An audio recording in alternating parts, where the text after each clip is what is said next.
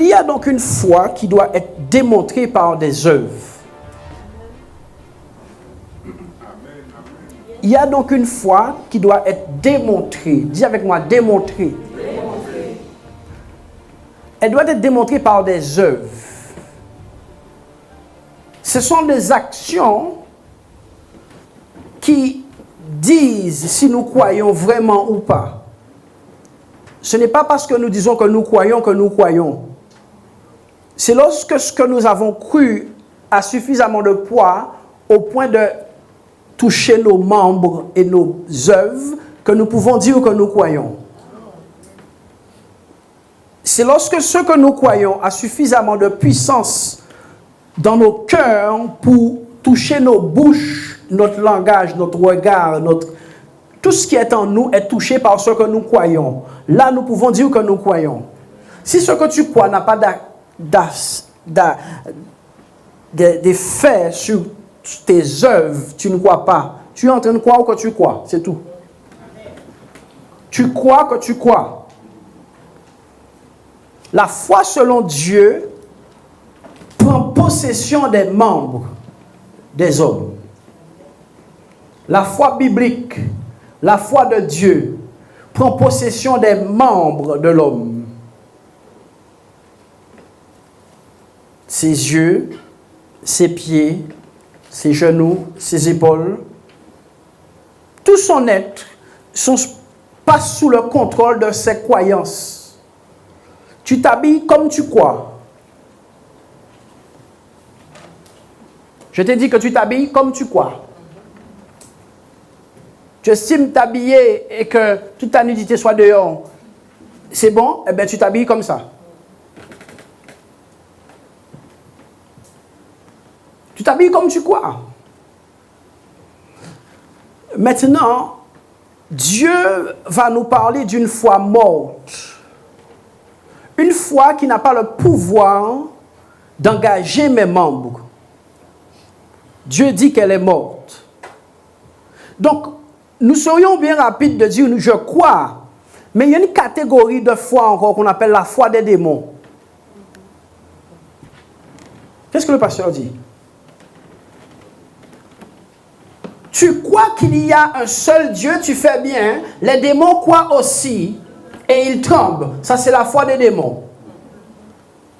Il y a une foi morte qu'on vient de définir. Il y a maintenant la foi des démons. Les démons croient. Il y a des hommes sur la terre qui disent « moi, pas croire en bon Dieu ». Mais les démons croient, eux.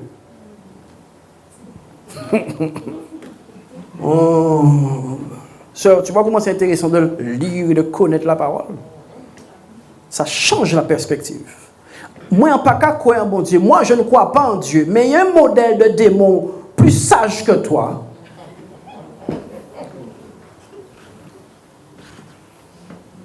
Il y a un groupe de catégories d'esprits qu'on appelle les démons qui sont plus intelligents que toi.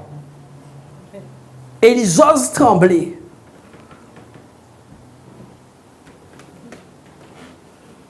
Donc, il y a une foi morte et il y a une foi de démon. Dis avec moi, autopsie d'une foi morte.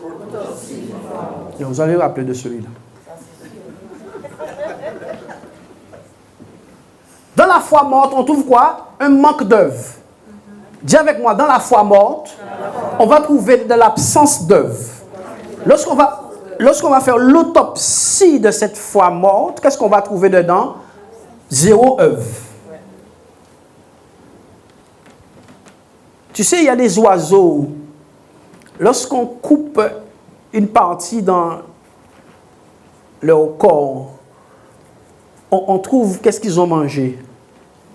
Je ne sais pas comment on appelle ça, je n'ai pas envie de dire de bêtises. J'étais entre deux mots et le deuxième, je ne pense pas que c'est le bon. Parce qu'il y a enfin. Et le gésier. Qui a déjà coupé ça, le gésier? Tu trouves dedans des graines de maïs. Ok. Donc, quand on fait l'autopsie de la foi de quelqu'un qui est mort, qu'est-ce qu'on trouve dedans au niveau œuvre? Rien.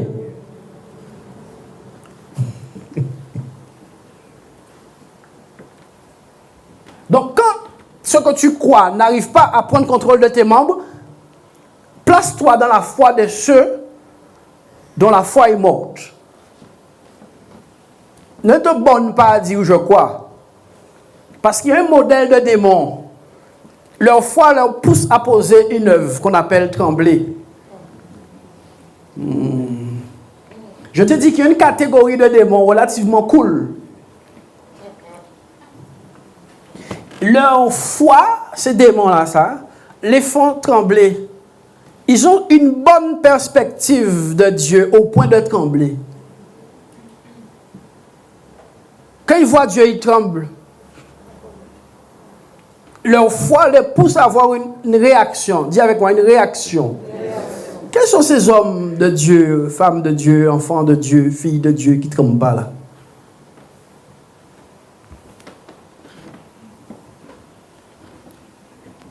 N'ayez pas la foi des démons.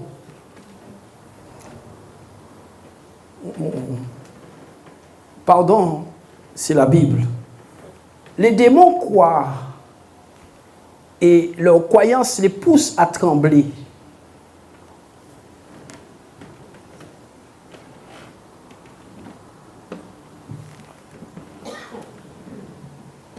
Tu crois qu'il y a un seul Dieu, tu fais bien, les démons le croient aussi et ils tremblent. Oui.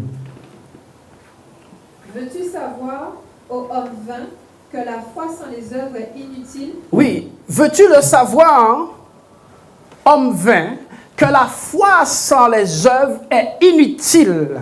Elle n'est pas utile. Lorsqu'on dit que quelque chose est utile, c'est que quand on la pratique, elle a un effet qui est exactement ce que nous attendions. C'est ce qu'on appelle que quelque chose est utile. Lorsqu'on dit que quelque chose est utile, la chose est pratiquée, est utilisée et fait le résultat que nous attendions. On appelle ça une foi utile. On appelle ça un outil utile. Me comprenez-vous? Donc, il y a, veux-tu savoir, ô homme vain, que la foi sans les œuvres est inutile? Tu peux croire, n'est-ce pas? Tu peux croire, merci, tu peux croire que sans les œuvres, tu es dans le bon style, la bonne approche. Mais selon Dieu, quand il n'y a pas d'œuvre, ta foi est inutile. C'est-à-dire, tu viens à l'église pour rien, tu pries pour rien, tu vas à l'assemblée pour rien, tu te mets à genoux pour rien, tu chantes pour rien. Voilà.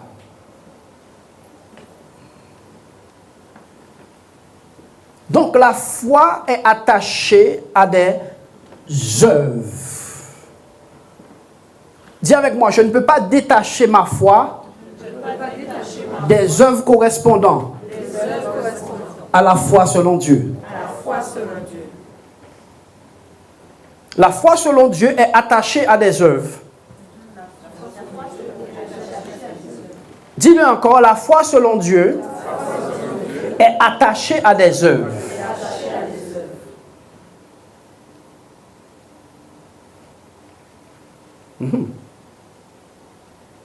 Dieu ne valide que la foi qui pose des actes. Amen. Autrement, ta foi est morte. Je suis telle chose non pratiquant. Je fais telle chose non pratiquant. Je suis de telle religion non pratiquant. Ta foi est morte.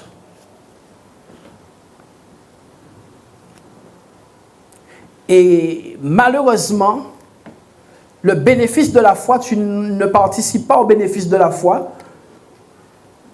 parce que tu ne rends pas ta foi vivante par les œuvres.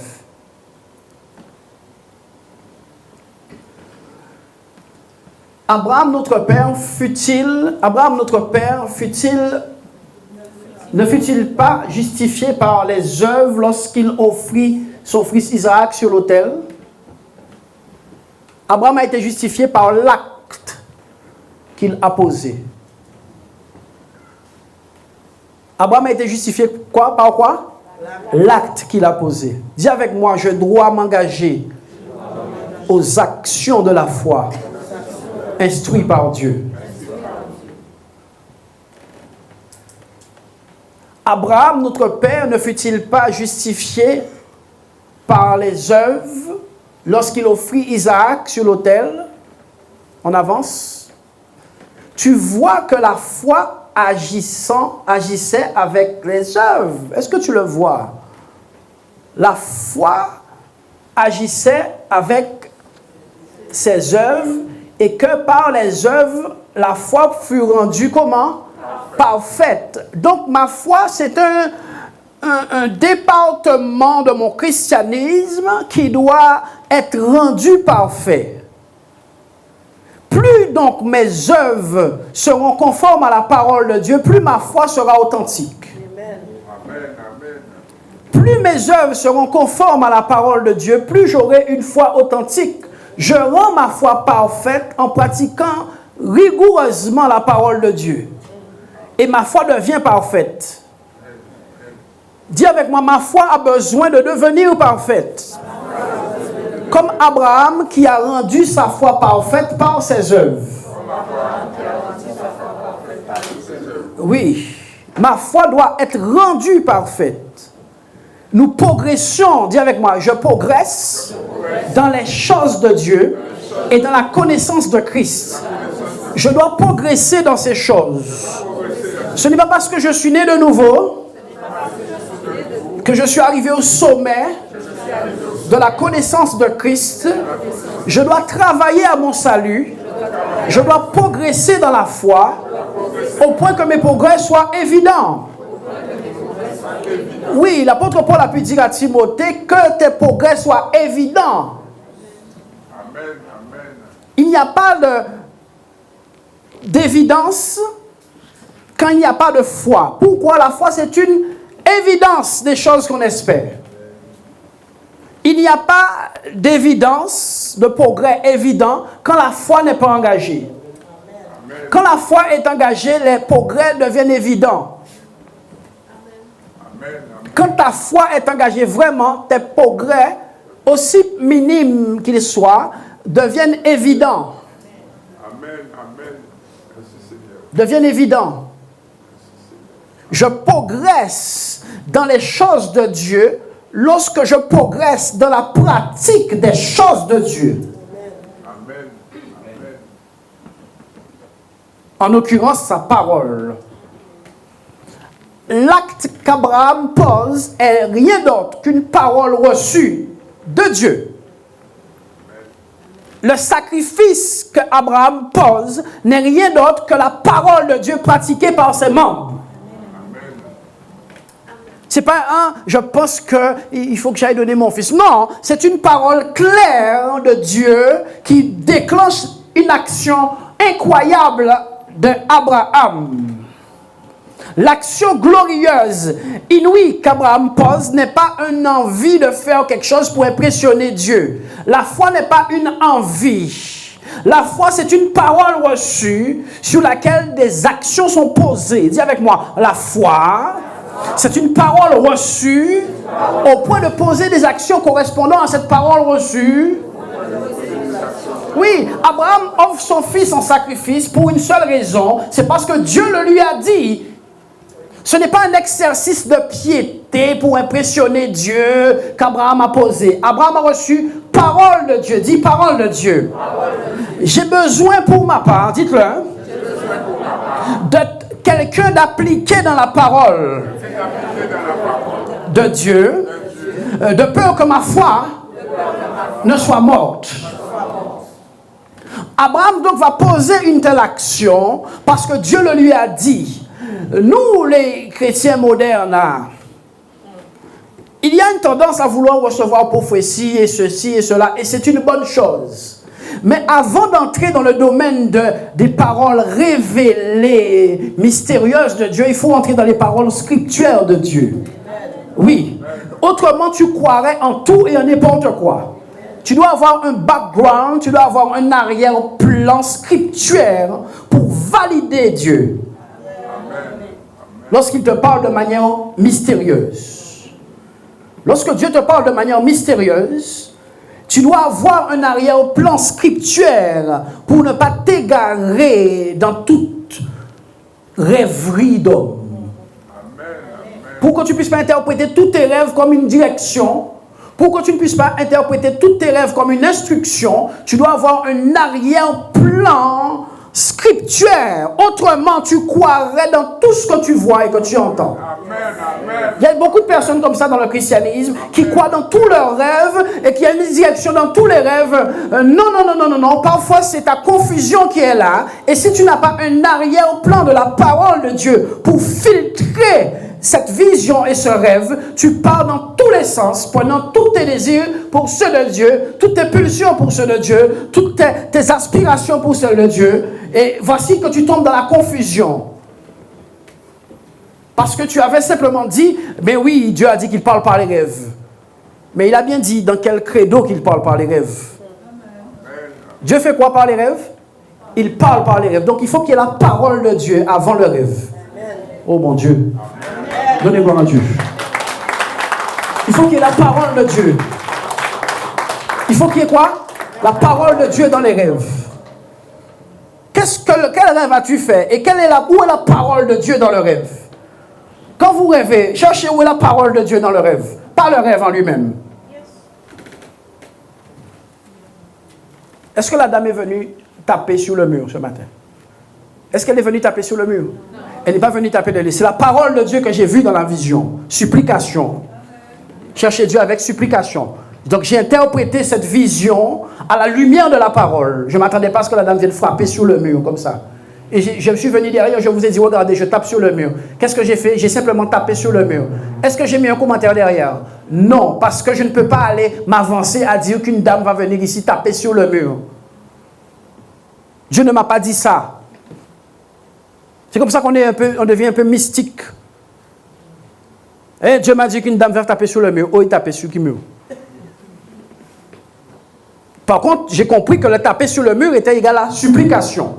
Parce que ce qui est prioritaire pour moi, c'est que la parole de Dieu soit en avant dans tout ce que je fais. Amen. Et même mes rêves. Amen. La parole de Dieu doit être en avant, qui fait que la parole de Dieu devient un filtre et un rempart à tout égarement d'homme. C'est pour cela que je pourrais aider personne qui n'a pas un arrière-plan de la parole. Quand tu n'as pas d'arrière-plan de la parole, tu es ballotté à tout vent de doctrine. Tu interprètes tout aux sentiments de ton cœur, aux aspirations. Tout est interprété à ton avantage, jamais à ton désavantage. Tous les rêves. Ah, j'ai vu qu'un ange venait me frapper. Ah, c'est un ange qui voulait me faire du massage des dos. Donc, voilà. Tu ne vois pas que c'est une correction que Dieu te... Tu ne vois pas ça. Tu sais pourquoi? Parce que tous tes rêves doivent être à ton avantage. Bien aimé, il y a des rêves qui sont à votre désavantage. Prenez le désavantage qui est dedans. Identifiez bien si ce n'est pas quelque chose que Dieu est en train de vous dire. Ah. J'ai dit qu'il y a des rêves où tu vois comme une menace sur toi. Fais attention. Analyse ta vie à la lumière du rêve. Je t'ai dit d'analyser ta vie à la lumière du rêve. Ne te détache pas de tes rêves. Regarde ça. Ah, bâton. Et réfléchis si tu n'as rien qui mérite du bâton en ce moment. Oh. De toute manière, c'est pour moi seulement ce genre de rêve. Vous ne faites pas de rêve, vous.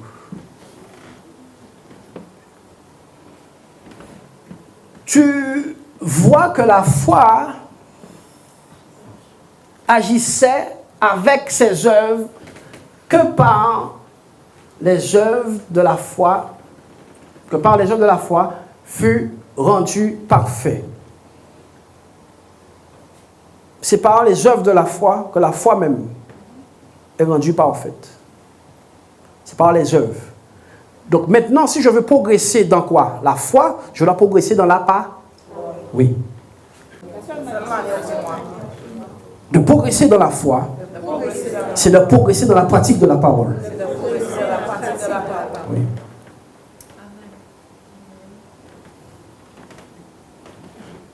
On avance.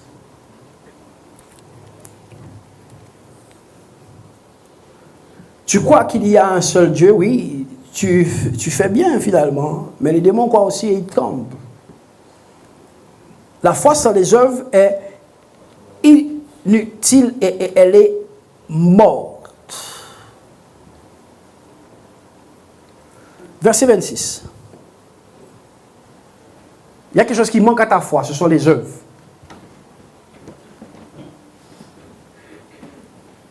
Dis avec moi, il manque quelque chose à ma foi. Et ce sont les œuvres. Je vais vous prendre un exemple très simple.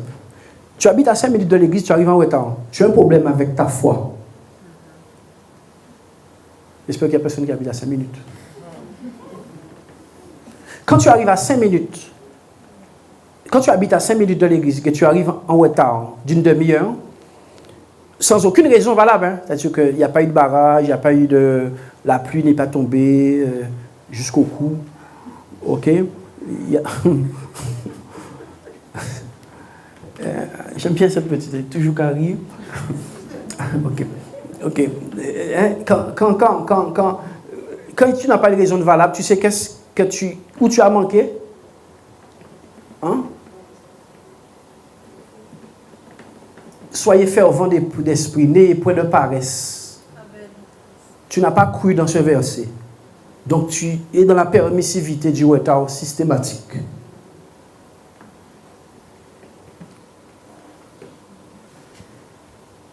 Tu peux pas, voilà. Tu vas dire, mais non, c'est moi, c'est pas toi, c'est ta foi qui ne respecte pas la parole. Au point de poser un acte pour arriver à l'heure. J'ai vu un prophète prophétiser sur un homme à cause de l'heure exacte qu'il était arrivé à l'église. Il était arrivé avant. Ça a déclenché quelque chose dans l'esprit.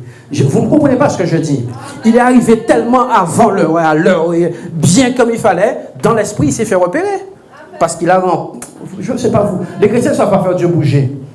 Dieu n'aime pas le retard. Et donc ce monsieur est arrivé. Mais il ne sait pas que dans l'esprit, ça a pesé. Comme cette dame. Cette dame m'a dit, son mari lui a dit qu'elle prie trop. Mais résultat, il a passé pour bénédiction devant tout le monde qui l'a. Elle a tout pris trop là. Quand je suis quelqu'un systématiquement en retard, sans raison, je ne respecte pas la parole. Ce n'est pas les gens que je ne respecte pas. Je vous ai dit, si jamais on traitait Dieu comme un homme, nous serions, le ciel serait ouvert. Traitez Dieu comme un homme, que vous avez de l'estime pour lui, un homme, juste comme un homme, pas comme Dieu. Traitez Dieu comme un homme. Traitez Dieu comme un homme. Vous avez rendez-vous avec le président de région. Ça ne va même pas passer votre idée de partir 5 minutes avant. Ça ne passera pas par votre idée. Je te dis que vous avez rendez-vous avec le président de région. Ça ne va pas fleurir votre esprit d'arriver en retard. Mais Dieu peut prendre mon retard, ma nonchalance, et Dieu ne... Dieu peut prendre ma nonchalance, ma légèreté. Mais non, Dieu ne le prend pas. Dieu voit une dame qui a déjà déprogrammé une réunion qu'elle avait pour venir dans celle-là. C'est cette personne-là qui intéresse Dieu, pas celle qui arrive nonchalant. Quelqu'un n'a pas compris ce que j'ai dit. Dieu voit quelqu'un qui avait un mot qui dit non, je déprogramme ça, il faut que j'aille par là. Il faut un impératif. Elle s'est imposée un impératif, il faut que je vienne. La personne vient et elle passe, elle arrache la bénédiction devant toi qui est arrivé nonchalant parce que c'est ton église. C'est ton église.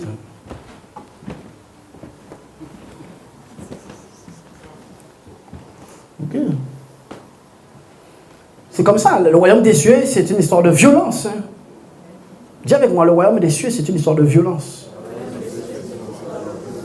Le royaume des cieux, c'est pour les violents. Pour cela que j'aimerais que quelqu'un réagisse à tous ces enseignements. Au moins une.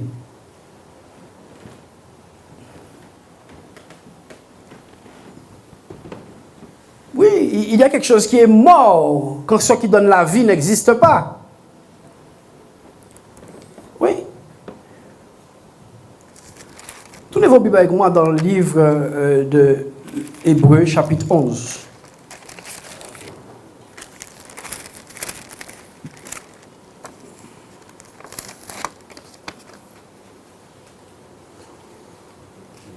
Hébreux, chapitre 11.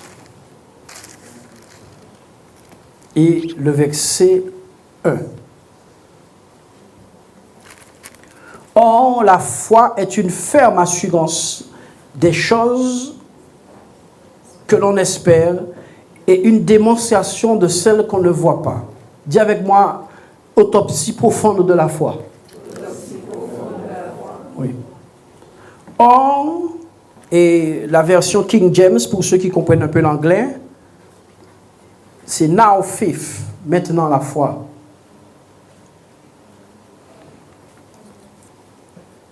La foi ne peut se conjuguer qu'au présent. Avant, moi, quand j'étais dans le Seigneur, arrête. Avant, moi, là, tu es dans le Seigneur, avant, moi, pas tenir bout en moi, arrête. La foi ne se conjugue pas au passé. Elle ne se conjugue pas au demain. Ah, demain. Non, on t'a dit, mais si Dieu veut. Parce que tu ne sais pas qu'est-ce qu'on va enfanter demain. Donc la foi se conjugue qu'au présent. Ce ne sont que les présents qui sont appelés à la foi. Dis avec moi, ce ne sont que les présents qui sont appelés à la foi. Dis avec moi, la foi, c'est pour les présents.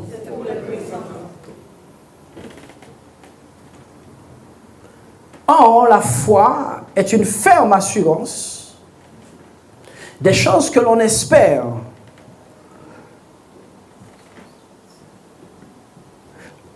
Ma foi est donc positionnée dans une zone de manque initial.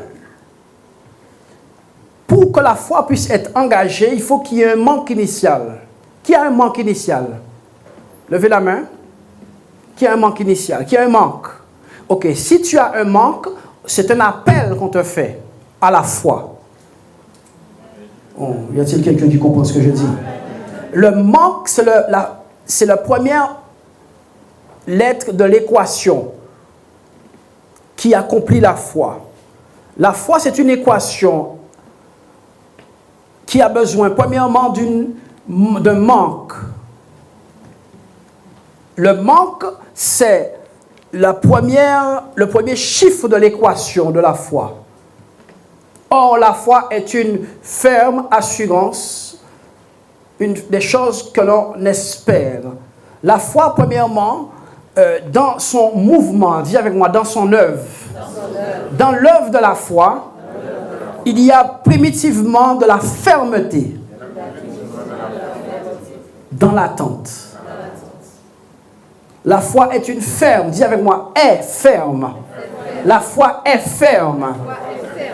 La foi n'est pas priée.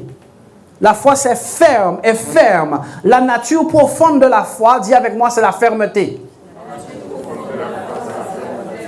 La nature profonde de la foi, c'est la fermeté. La fermeté dans quelqu'un qui a pour particularité de ne pas mentir. Dis avec moi, je place ma foi fermement dans une personne qui a pour la particularité de ne pas mentir.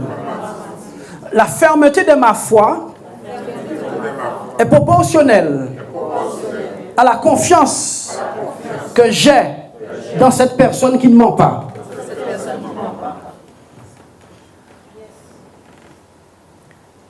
Plus je suis ferme, plus j'engage l'intégrité de Dieu. Plus je suis ferme, plus j'engage l'intégrité de Dieu. Un homme ferme engage Dieu dans son intégrité. À celui qui est ferme dans ses résolutions, je lui assure le succès, dit Dieu. Donc la fermeté, c'est encore un élément de l'équation de la foi. Le manque, la fermeté. La foi est une ferme assurance des choses que l'on espère. Donc, il faut espérer quelque chose. Tu ne peux pas mettre ta foi sur quelque chose que tu as déjà. Donc, la foi prend et entre dans la zone du manque. Qui comprend ce que je dis? Si la foi, c'est un élément qui se plonge, si la foi se plonge dans le fait de posséder quelque chose qu'on n'a pas, donc dès que je n'ai pas quelque chose, ma foi est appelée à s'engager. Ma foi est appelée à s'engager. Le manque, en fait, n'est rien d'autre que courant d'air qui nous emmène à la foi. Le manque, la foi la foi est une ferme assurance. Assurance dans quoi? Dans les choses qu'on espère. L'apôtre Paul a dit, comment pouvons-nous espérer ce que nous possédons? Bien aimé, si tu as 40 euros dans ta poche, tu veux acheter un pain, tu ne peux pas partir dire, ouais, je vais acheter par la foi un pain. Tu as 40 euros. C'est juste une image, c'est pour comprendre ce que je vais dire. Ok? Il faut que tu ailles chercher un pain sans argent. Il faut que tu ailles chercher un pain sans argent. Il y a un mouvement qui doit être irrationnel à un moment donné pour être la foi. Amen. Une attitude irrationnelle. Encore une fois, instruite par Dieu. Allez pas sauter du 15e pour moi. Au nom de Jésus en plus. Il donnera des ordres à ses anges afin qu'ils te portent. Ok, vas-y.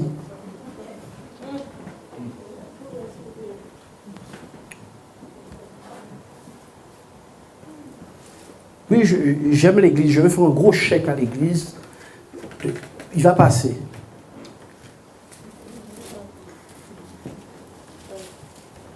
Tu vas recevoir un SMS. Le temps de quitter l'église, tu vas recevoir un SMS.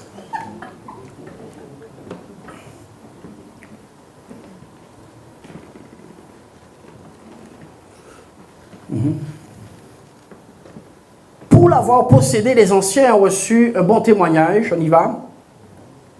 C'est par la foi que nous reconnaissons que le monde a été formé par la parole. En sorte que ce que l'on voit n'a pas été. De sorte que ce qu'on le voit n'a pas été fait de choses visibles. Écoutez-moi, chrétien. Nous reconnaissons que le monde a été formé par la parole. Donc la foi et la parole ne sont pas dissociables. Quand Dieu a voulu bouger les choses dans le monde, il a engagé quoi? La parole. Il a cru en lui, en ce qui allait sortir dans sa bouche. Mon Dieu. Dieu a cru que ce qui sort de sa bouche aura des effets. Pourquoi tu dis n'importe quoi dans ta bouche tout le temps? Dieu a cru que ce qui allait sortir de sa bouche allait avoir des effets. C'est pour cela que les vrais croyants ont une langue réglée. J'ai dit que les vrais croyants ont une langue comment? Réglée. Parce que ce sont des imitateurs de Dieu. La Bible nous dit, imitez ceux qui, par la foi, ont obtenu les promesses.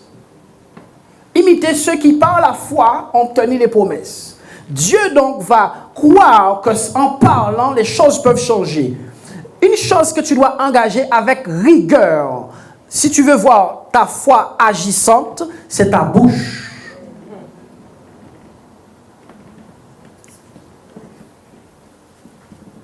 Tu dois engager ta bouche et ne pas laisser ce que tes yeux voient prononcer des paroles qui ne sont pas conformes à ce qui est écrit. Ne pas laisser ce que tes yeux voient prononcer des paroles qui ne sont pas conformes à ce qui est écrit. Autrement, ta foi n'est toujours pas activée. Quand ce que mes yeux voient me font déclencher des paroles exactement conformes à ce que je vois, ma foi n'est pas engagée. Par contre, quand ce que je vois qui n'est pas bon dans ma vie me fait déclencher dans ma bouche la parole de Dieu, là, ma foi est engagée. Ma bouche déclenche ce dont j'ai besoin, pas dans ce dont je vois. Ma bouche doit libérer ce que je veux et pas ce que je vois. Qui comprend ce que je dis? Ça, c'est le principe de Dieu. Dieu a vu le chaos, la terre était informe et vide, et Dieu a prononcé ce qu'il voulait, non pas ce qu'il voyait. les problèmes encore, la voiture encore, l'argent encore, nanana encore, les problèmes encore, l'enfant malade encore, encore, nanana encore. Ce que tes yeux voient ont eu le dessus sur la parole de Dieu. Je ne peux pas déclarer que rien ne va plus alors que Dieu a dit tout est accompli. Amen. Donc, je peux m'identifier et faire une... Comment on appelle ça? Une dissection de ma foi en analysant mes propos. Comment on appelait le texte, le titre? Oui, l'autopsie doit être faite pour savoir si je suis dans la foi. L'apôtre Paul a pu dire, examinez-vous vous-même pour savoir si vous êtes dans la foi. Il y a un examen que tu dois faire. Tu dois analyser tes actions et tes propos. C'est en analysant mes actions et mes propos que je sais si je suis dans la foi ou pas. Même si je dis je suis dans la foi, le monde spirituel ne me reconnaît pas. Le monde spirituel ne me reconnaît pas parce que mes propos prouvent que je ne crois pas. Puisque tout ce que je vis, tout ce que je vois a pour effet de me faire les confesser. Tout ce que je vois doit avoir pour effet, pour un homme qui croit, de me faire confesser la parole de Dieu. Par censure et par déclaration, par appellation, par décret. Dis avec moi, je décrète, j'appelle, je confesse avec ma bouche ce que je veux. Je suis point sous l'influence de ce que je vois, car la foi ne marche pas par la vue, mais par la foi. La vue donne des informations des limites humaines. La foi informe sur la toute-puissance de Dieu. Et les yeux mettent en évidence l'incapacité et les limites humaines. Tout ce que je vois et qui m'entoure a pour but de me détourner de tout ce que je ne vois pas, c'est-à-dire Dieu. Amen. Tout ce que je vois et qui m'entoure a pour but de me détourner de tout ce que je ne vois pas, c'est-à-dire Dieu, l'invisible. Donc marcher par la foi et obtenir de Dieu des choses par la foi va consister à fermer mes yeux naturels et à juger, peser, analyser toutes choses à la lumière de la parole de Dieu, au point que mes actions vont commencer à être en contradiction avec tout ce que je vois, parce que je regarde non pas aux choses visibles, mais aux choses invisibles. Plus donc je vais vivre comme ça, on va m'appeler un homme qui marche par la foi. Nous marchons non pas par la vue, mais par la foi. La foi donc regarde l'invisible pour interpréter ce que les yeux naturels voient.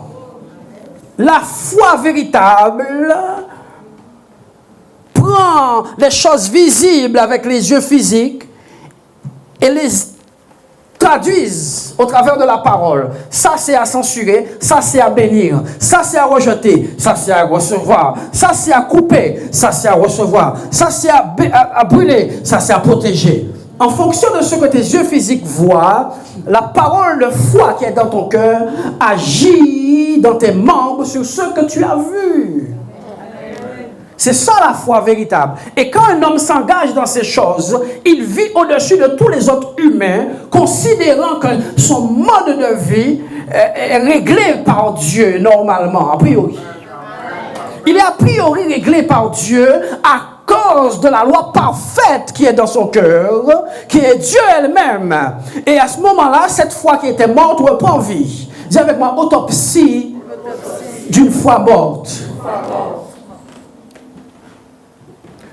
Plus je vais engager mon cœur, dis avec moi, plus je vais engager mon cœur dans la parole de Dieu, et plus ce qui m'entoure sera sous l'influence de ce qui est dans mon cœur, c'est-à-dire Dieu, au travers de sa parole et de par son esprit.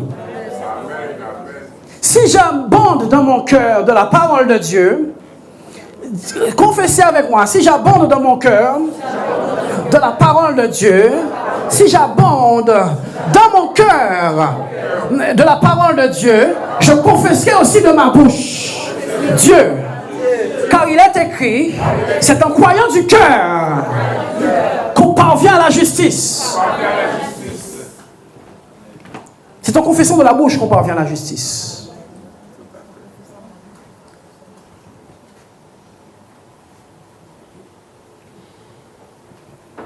La foi donc, c'est en croyant du cœur qu'on vient au salut et c'est en confessant de la bouche qu'on parvient à la justice. Merci Seigneur. C'est en confessant. C'est en croyant du cœur qu'on parvient à la justice. Et c'est en confessant de la bouche qu'on parvient à la justice. Au salut, merci. Au salut. On va dire ça à nouveau. C'est en croyant du cœur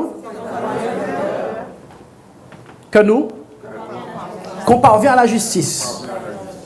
Et c'est en confessant de la bouche qu'on arrive au salut. Donc je dois engager quoi? Mon cœur et ma bouche dans mon histoire de foi. Parce qu'il m'a dit c'est en croyant du cœur. Dis avec moi, c'est en croyant du cœur. C'est très important cela. C'est en croyant du cœur. Donc je ne peux pas sortir de ma bouche plus que ce qu'il y a dans mon cœur. Je ne pourrai jamais faire sortir de ma bouche autre chose que l'abondance de mon cœur. Même si je m'efforce de le faire à un moment, si ce n'est pas l'abondance de mon cœur va jaillir à un moment donné. Or, Dieu engage mon cœur pour libérer sa parole dans ma bouche. Dieu engage quoi? Mon cœur pour libérer sa parole dans ma bouche. Donc si mon cœur n'est pas chargé de Dieu, je ne peux pas emmener Dieu sur la scène parce que l'endroit où Dieu pose sa parole est déjà gêné par la peur, la tristesse, la mélancolie, le regret, les peurs du lendemain et toute autre chose étrange. C'est pour cela que notre cœur, quand il est engagé dans d'autres choses, il n'y a pas de place pour Dieu. Beaucoup de personnes veulent voir les choses bouger, mais ils ne comprennent pas que Dieu a un processus bien réglé. Le cœur doit être engagé premièrement. C'est par la foi que nous reconnaissons que le monde a été formé par la parole de Dieu, en sorte que ce que l'on voit n'a pas été fait de choses visibles. Hébreux 11:6.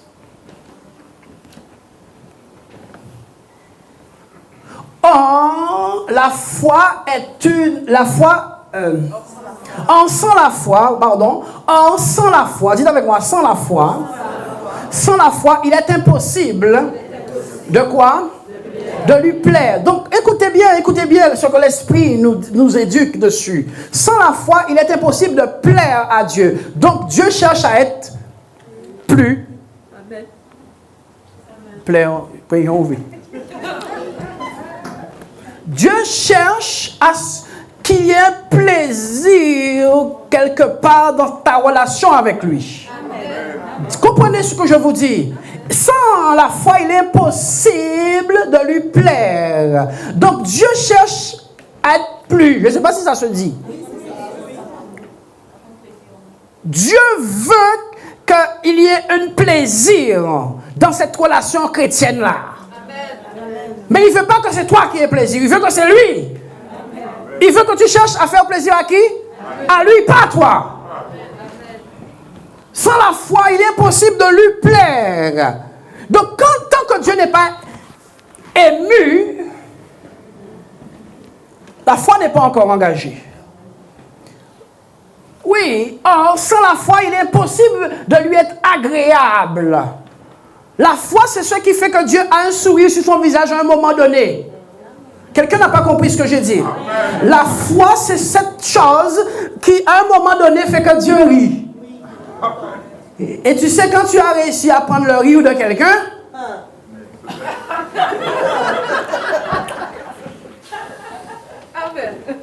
vous êtes quand même terrible.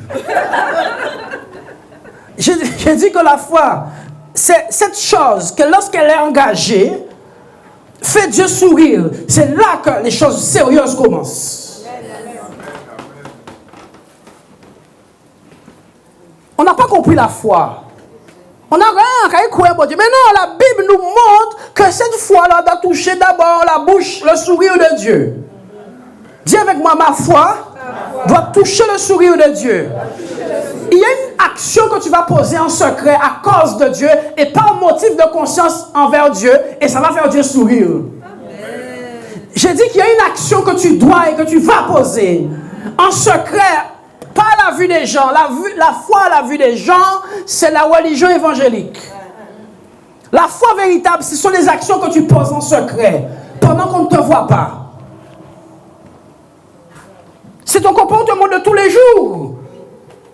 Par motif de conscience envers Dieu, tu as une attitude. Et tout à coup, tu dois savoir que cette attitude que tu as eue face à ton patron, face à ton voisin, ton mari, ta femme et tout, a fait sourire Dieu. Vous devez savoir quand vous avez fait rire Dieu. J'ai dit que tu dois savoir quand tu as fait sourire Dieu.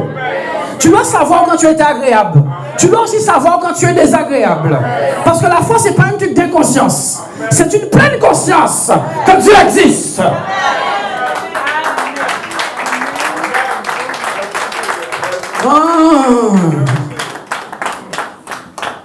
La foi, c'est une pleine conscience. Dis avec moi, la foi, c'est une pleine conscience que Dieu existe. Au point que mes actions, dis-le, sont rigoureusement réglées par la conscience de Dieu.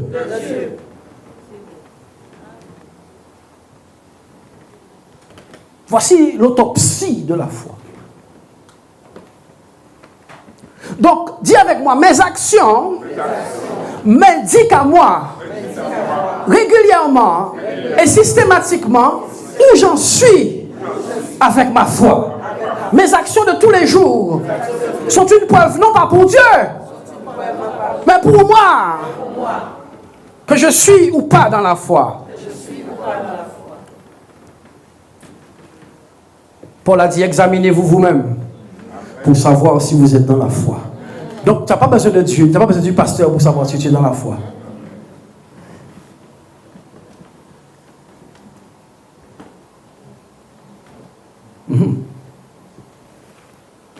Oh, sans la foi, il est impossible de lui être agréable. Car il faut. Dis avec moi, la foi réclame des impératifs. Le mot faux, là, il faut. Impératif. Dis ça, impératif. Impératif français. Je ne sais pas si ça existe. Hein? Conjugal impératif français. Il faut. Il faut, dis avec moi, il faut. Quoi? Que celui qui s'approche de Dieu croit que Dieu existe. Donc la foi engage une approche progressive. Qui est avec moi? Hein? La vraie foi n'est pas un sprint, mais un marathon à longue haleine. Confessez-le, c'est une longue haleine. C'est une course d'endurance. Dis avec moi, la foi véritable, c'est une course d'endurance. Il faut que celui qui croit que Dieu existe, il faut que celui qui s'approche de Dieu croit que Dieu existe et qu'il est le rémunérateur de ceux qui le cherchent.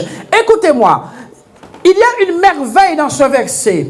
La Bible nous dit que Dieu a prévu une rémunération, pas seulement pour ceux qui... Dieu n'a pas simplement demandé la foi, pardon. Dieu a demandé de comprendre qu'il a prévu de rémunérer. Amen.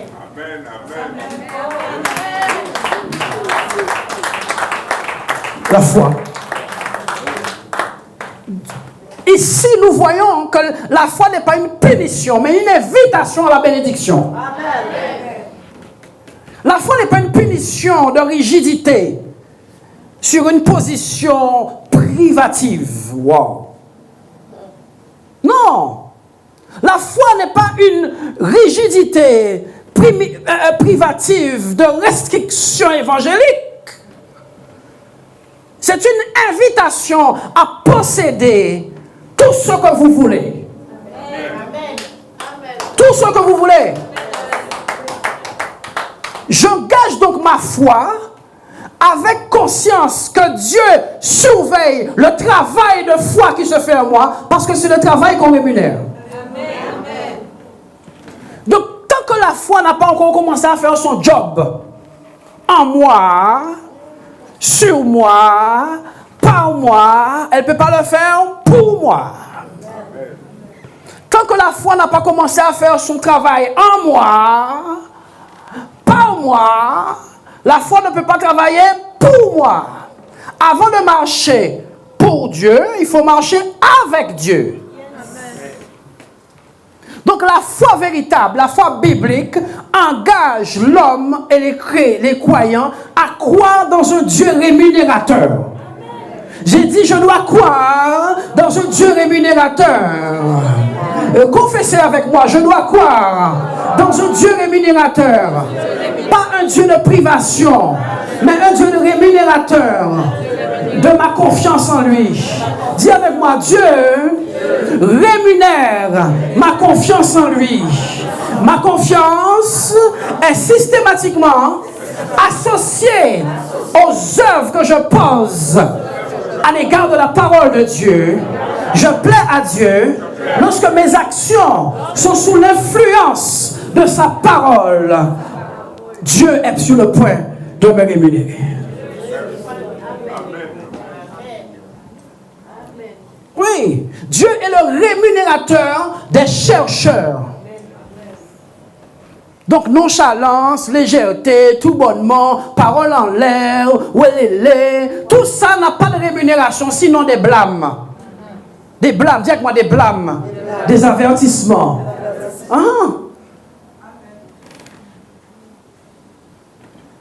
Quand tu commences une fois en retard, deux fois en retard, le patron, un moment, deux moments, tu dis bonjour, il ne te répond même pas. Ça m'est arrivé, je travaillais dans une boîte, un moment, bon, j'en avais marre, je suis arrivé en retard volontairement, systématiquement.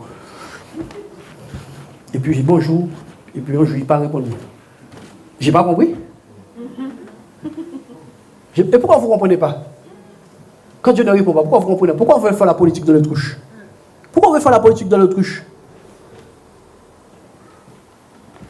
La foi véritable prend en compte le boss Jésus. Prends en compte l'heure, prends en compte le job, prends en compte les instructions.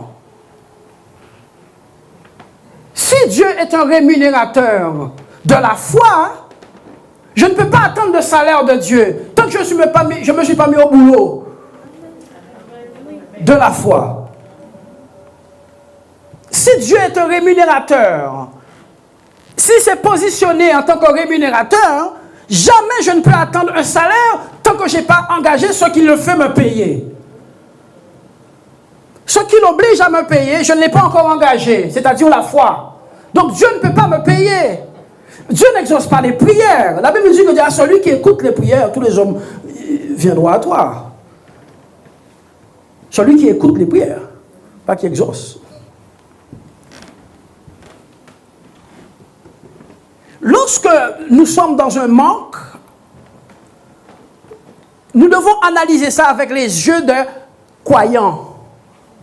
Vous avez des problèmes comme les gens du dehors, mais vos problèmes ne sont pas les problèmes des gens du dehors. Vous avez les mêmes problèmes qu'eux, mais une perspective différente. Ils ont des problèmes de facture d'eau, vous avez des problèmes de facture d'eau. Ils ont des problèmes d'amener l'enfant à l'école, vous avez les mêmes problèmes. Par contre, un pour eux c'est un problème, trois c'est une proposition de salaire. Quelqu'un est parti. Pour eux c'est un problème, et pour toi c'est une proposition de salaire. Dis avec moi, je change mes yeux. Le problème de la foi des croyants, ce sont leurs yeux qui sont fixés sur la mauvaise rémunérateur. Aucun problème ne t'a jamais rémunéré. C'est Dieu qui rémunère. Donc quand j'ai une situation, je dois analyser ça comme une invitation à venir bosser. Chaque challenge chrétien est une invitation à être payé. Derrière le problème, il y a un rémunérateur qui est assis là, qui attend. Chrétien, quand tu as une situation là, il y a un rémunérateur là-bas qui attend. Il dit, tiens, il y a quelqu'un qui est dans tel problème familial là. Je l'attends, j'ai un chèque. J'attends. Et la personne n'arrive jamais.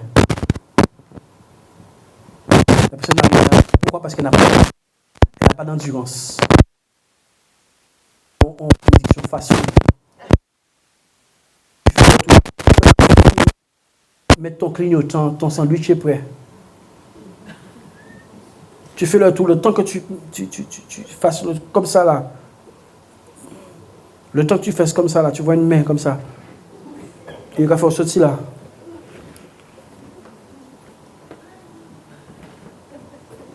C'est pas la foi ça. Bien aimé, dans le monde séculier, on ne peut pas te payer 2 heures comme quelqu'un qui a travaillé 8 heures. Si ta foi a duré 1h30, pourquoi tu attends un salaire de quelqu'un qui a travaillé toute une journée? Que votre foi soit endurante. Amen. Pour être payé à la mesure de votre endurance. Amen.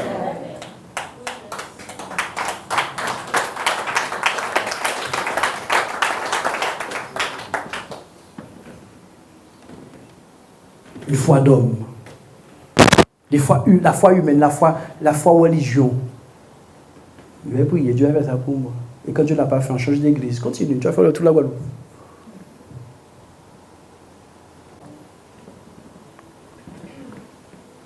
Or, sans la foi, il est impossible de lui être agréable, car il faut que celui qui s'approche de Dieu croit que Dieu existe et qui est le rémunérateur de ceux qui le cherchent diligently.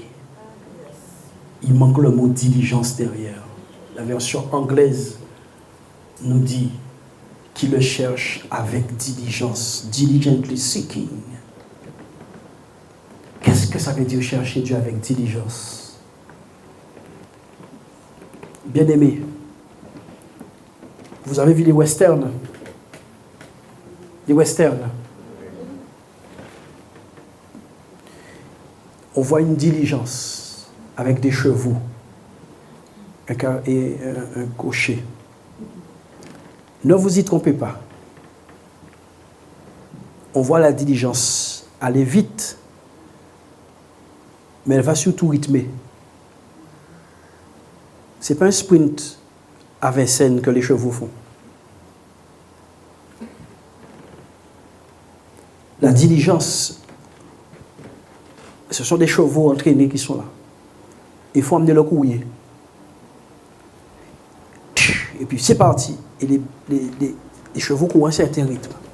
Au train, pour ceux qui ont fait de l'athlétisme, ils courent au train. Ils courent au train. Mais ça ne s'arrête pas. C'est des coureurs de fond. C'est des coureurs de fond. Ce sont des Kenyans. Ouais, les gars tout minces là. Ce sont des Kenyans. La foi, ce n'est pas du Usain Bolt.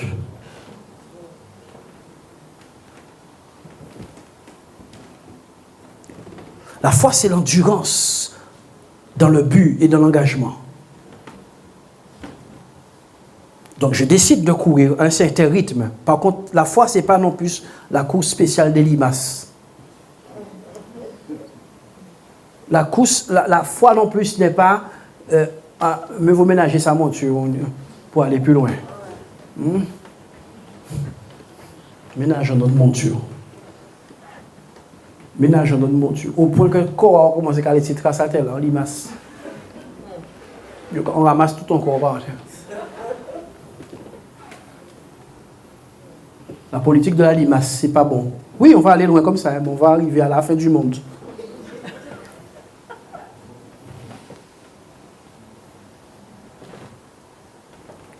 C'est pas la tortue non plus. Ce sont des chevaux entraînés pour aller loin, mais à un certain rythme.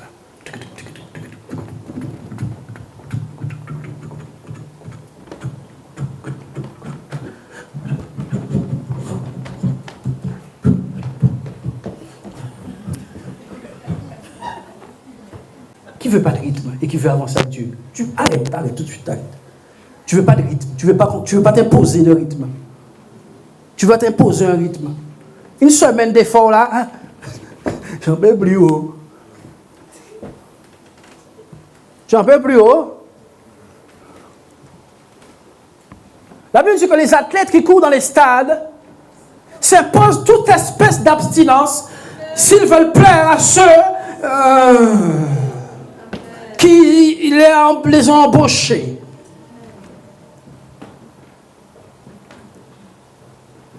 Le soldat qui veut plaire à celui qui l'a enrôlé, il s'impose toute espèce d'abstinence. Amen.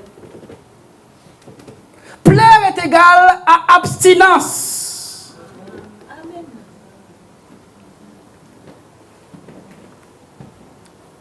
Non, on veut garder notre même rythme de vie et posséder les choses de Dieu, de la même manière depuis 30 ans, 20 ans, voilà, 10 ans. La même manière et obtenir de Dieu. Négatif. On ne peut pas servir deux maîtres à la fois. Autopsie de la foi. Dis avec moi, Dieu rémunère ceux qui le cherchent avec diligence. Dis avec moi, Dieu rémunère ceux qui le cherchent avec diligence. Diligence. Diligence. Diligence. Ceux qui le cherchent avec diligence.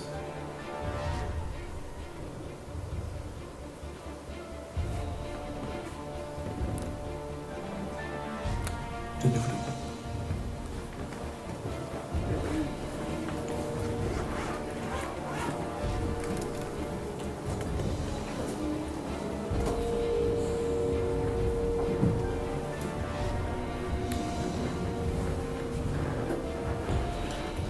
Nous allons prier quelques instants comme ça. Merci Seigneur.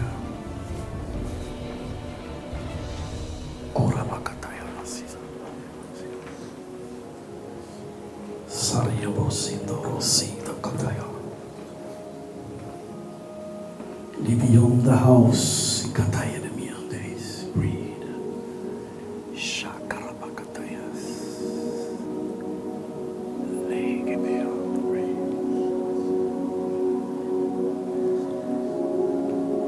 Je te cherche avec diligence. Dites avec moi, je te cherche avec diligence.